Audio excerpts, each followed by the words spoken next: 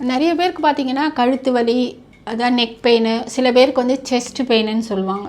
செஸ்ட்டில் வந்து பெயின் மட்டும் இல்லாமல் சில பேருக்கு வந்து இருக்கும்ன்றது வந்து ஏதோ ஒரு பாறாங்கல் வச்ச மாதிரி ஒரு உணர்வு இருக்கும் அவங்களுக்கு. ரொம்ப வலிக்காது, பட் ஒரு டிஸ்கம்ஃபர்ட் இருக்கும் செஸ்ட்டில்.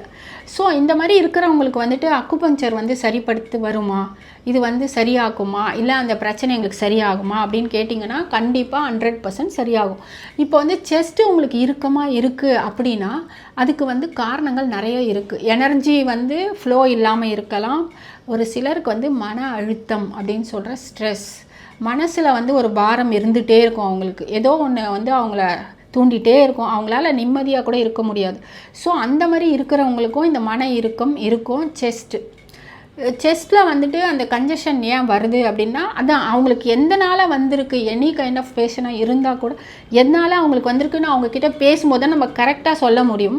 ஒரு பிரச்சனையை வந்து ஈஸியாக சரிப்படுத்த முடியும். ஒரே ஒரு பாயிண்ட் பண்ணியே ஃப்ரீயாக்க முடியும் அக்குபங்க்சரால் கண்டிப்பாக.